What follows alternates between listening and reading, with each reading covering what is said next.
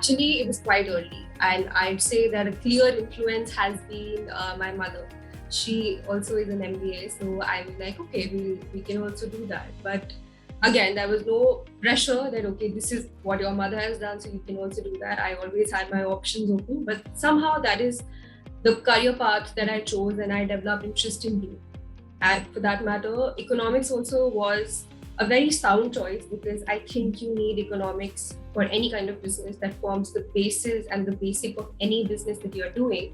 So that is why I also thought that okay, if I'm doing economics right now, it will help me in my MBA in the future. So I think I would say as early as my school years, 11, 12, when I did my undergrad in eco, the other option was getting into masters and doing my masters in economics.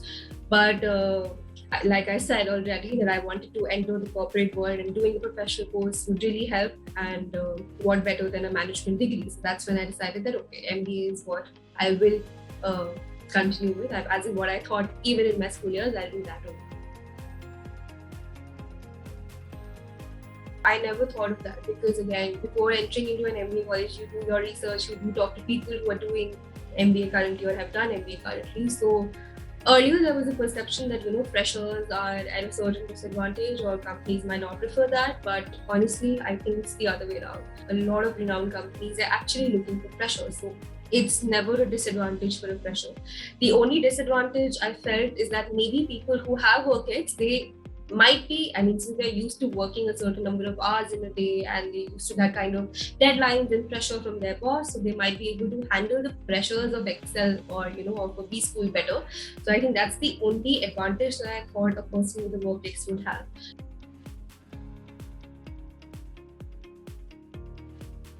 Pre-internship, I'd say things were uncertain. We didn't know how things would unfold.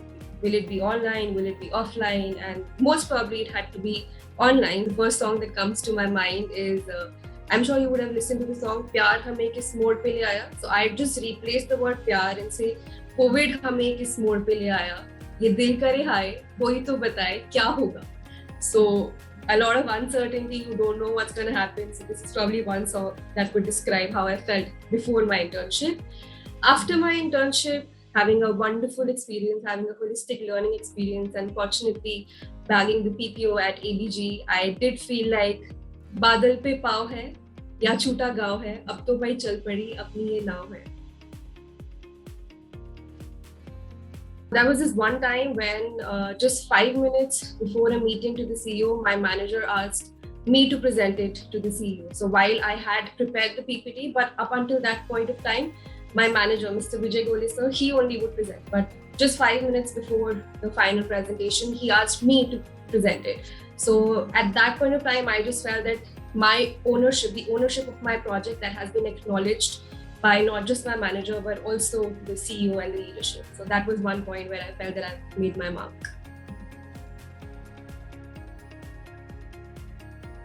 So COVID did make us miss out on a lot of opportunities, that goes without saying. But and of course, it would have been a great experience had I actually gotten the opportunity to be in the place where my work was situated. But I wouldn't say honestly that I missed out on a lot, because ABG ensures that even in the remote setting, their employee, their intern, they get whatever they want for their work to be completed. The project that I had, I never felt that, it is being constrained because I'm sitting in front of my laptop. I could reach out to everyone in the organization, anyone and everyone who I wanted to at any point of time. My job, my work involved reaching out to a lot of people and a lot of stakeholder management that I had to do. So again, that required me to speak to so many people. And I never thought that was a problem because I could reach out to them anytime. Okay, there is an issue that when you're in office, it's easier to walk into their cabin and talk to them. Sometimes getting an appointment over phone or a Zoom call for that matter is slightly difficult. But the people at ABG, everyone is so supportive, and they don't really treat you like an intern. They treat you like as if, because the work is so important and they know what you're doing is important to the organizations, they treat you as if you are an employee. You get all kinds of help from everyone. Own your dreams and soar high, because I think that is how they take care of their employees, the people who are working there. they can own what they are doing, and they can definitely choose their own career path and shape their own careers in their own way. So they can definitely own what they want to do, they can own their aspirations.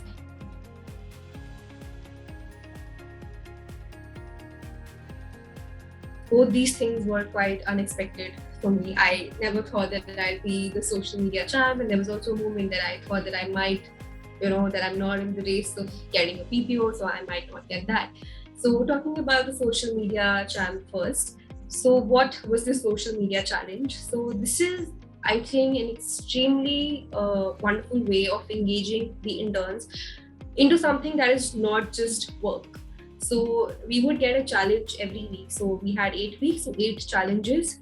5 out of these 8 challenges were group challenges, and the last 3 were solo. Initially we used to feel that, okay, we'll have to do it. Do we want to do it or not? But the first time I remember that I got on call with my team to do the first challenge, I was like, okay, it's fun, and probably in the remote setting, this is the only way that you can probably get to know people from other colleges, interns from other colleges, and have a good time with them also. So it turned out to be a fun activity, working with the groups.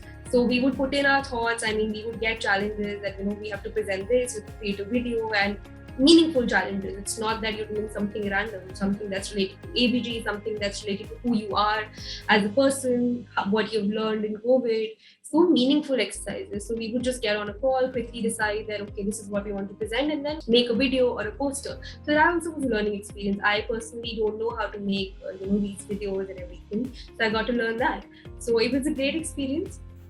And so again, we would get points, and just to keep us engaged and everything. So every time there would be winners, the top 3 that would be chosen, and the last 3 rounds were solo rounds. So I think I was able to do those well, especially the last 2 ones. I was able to do well, and again, it did not require a lot of effort, because like I said, they just wanted to know who you are as a person, and if you can just be your true self, that will really put you across, and that will actually help you showcase who you are really, and how do you relate to ABG, and how do you relate to the work that you are doing. So it was a fun exercise that I could do, and I think I was able to do it well. I had friends who would also motivate me that, this is something really important and you should do it nicely, and give in all your heart, treat it as something very important. And of course it was, like I said, and all our activities would be related in some way or the other to ABG.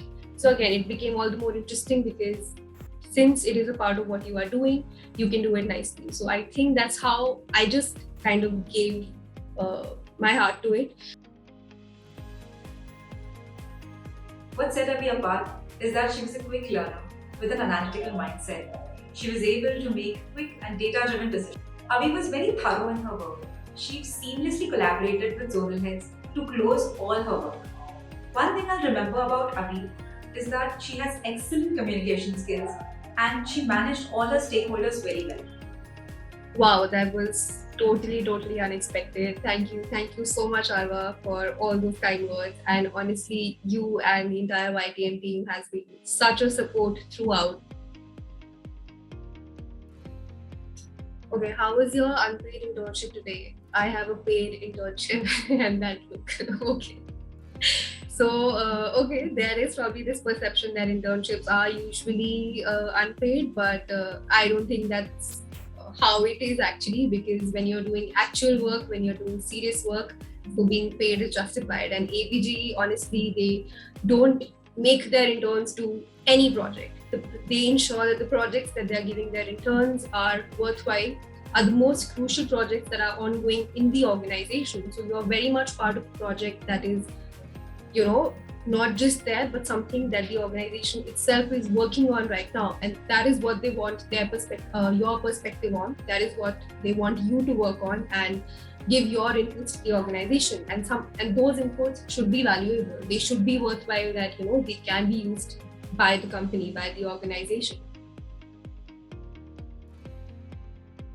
I wouldn't want to gas over here and say a lot of things, because again, people do know what it takes, but I think the one most important thing is that being true to who you are, being yourself is the most important, because you can't just, pretend to be someone who you're not and get away with it, because that's not how things work. So be it your CV, be it the interviews that you sit for, and then when you're finally working in, in one of the companies.